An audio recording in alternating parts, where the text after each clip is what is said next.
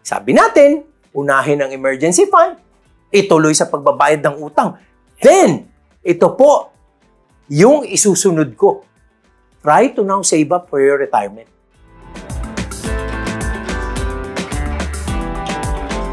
Retirement is a very long-term goal. Pero, maganda na nakafocus ka doon sa ilalagay mo. How much are you spending on retirement? Kasi alam nyo po, minsan, pag saving, lumiliit ang tenga eh, di ba? So, kailangan, ano ang kailangan mong to spend on your retirement? For your future, binibili mo yung wellness mo for the future by saving for your retirement today. Pero imbis na saving na napakasakit sa tenga, I want you to think, spend for retirement. Magkano? 1,000 a month uli, 2,000 a month uli. Kasi alam nyo, karamihan ng goals natin sa buhay, children's education, yung ating mga pagbili ng kotse, ng bahay, travel. Lahat po yan pwedeng utangin. Lahat yan pwedeng utangin. Lahat yan pwedeng, pag talagang kailangan mo, meron kang malalapitang financial institution para matulungan ka. Ang retirement po, walang ganun.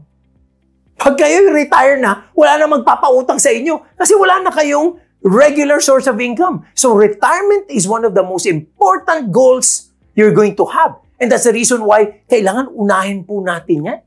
Unahin natin yan. Hindi tayo masyadong conscious. Iniisip natin, ang mga kumpanya natin, aalagaan tayo. Naku, delikado po yan.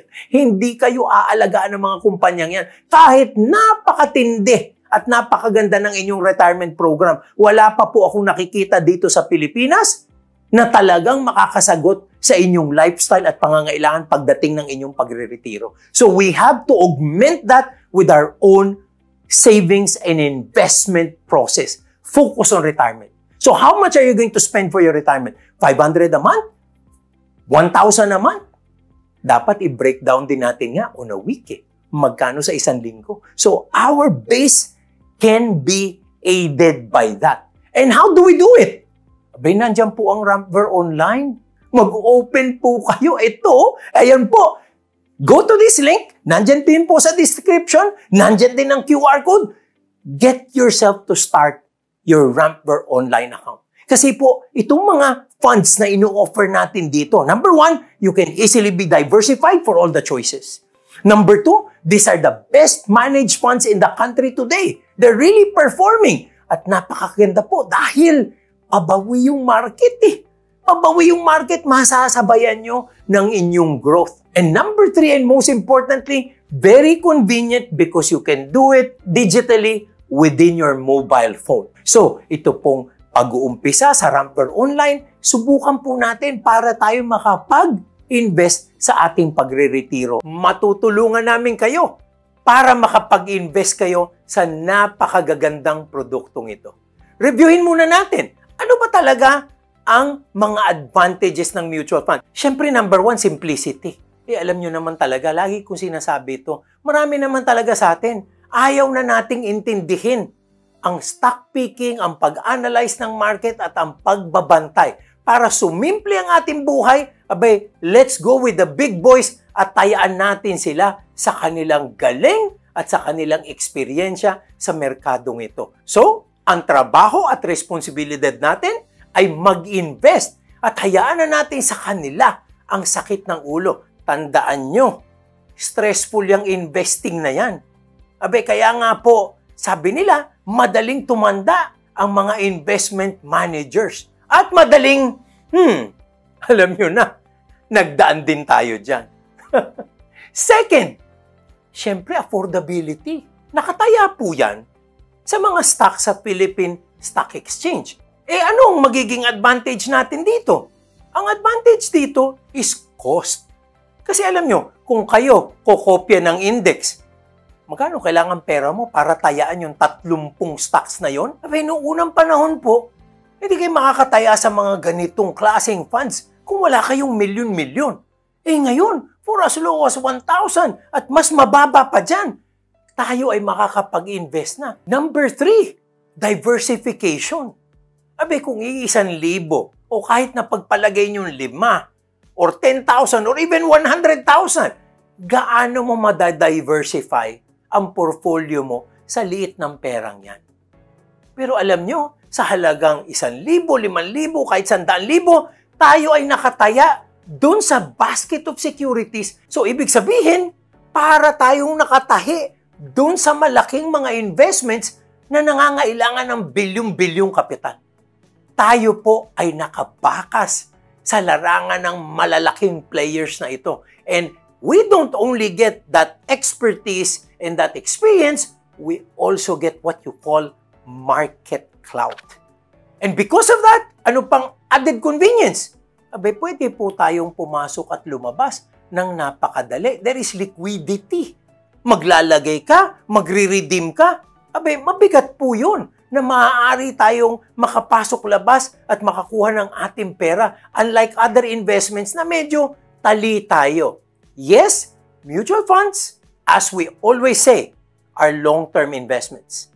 At dahil sila ay long-term investments, dapat po ang ating perang inilalagay dito ay para sa ating pagre-retiro, para sa mga goals na napakahaba pa ng tinatawag nating realization date. So, importante po na ganun. Pero pag tayo naman ay nangailangan, syempre alam nyo na, kahit papano, kailangan may liquidity din. So, the good thing about it is that you get the best of both worlds. These are great long-term investments, but they are also liquid if in case something untoward happens. And lastly, ito po yung commonality sa mga advantages is the tax benefit. Kasi po walang taxes ang earnings ng mutual fund. Because by law, sila po ay nabigyan ng insentiba para po kayo ay mag-isip ng long term. At dahil doon, tinanggal po ng gobyerno yung taxation on the earnings that you get from mutual funds. Dapat po itong usaping pera, alamin pa natin ng lubusan. Let's make it a conversation amongst friends. Dapat po mga kaibigan nyo, like-minded eh. Alam nyo, marami kang makikitang mga grupo, ayaw nilang pag-usapan ng pera. Tabu ang usapan sa pera. Pero di ba, dapat magkakasama tayo to fulfill our financial dreams. So, kung tayo po ay nagkikwentuhan, tayo ay nagpapalitan ng ating kaalaman at diskarte sa pera, siguro we can enrich each other's lives. And that's the reason why, on top of that consciousness, I want you to choose groups and friends that will help you in this journey towards financial security and prosperity. Dapat po, tama ang ating mga kaibigan, yung responsable din sa pera at sa pag-handle at pagkita ng pera. And that's the reason why, on top of just simply learning, join a community. Kasama po yan sa tip na ito. Dapat join a community who will keep you disciplined, who will get you on track. Di ba? Alam nyo, pwedeng mag-exercise sa bahay eh. Bakit yung iba nagkakaroon ng mga gym affiliations? Kasi po, when there is a community, the consciousness gets to a higher level.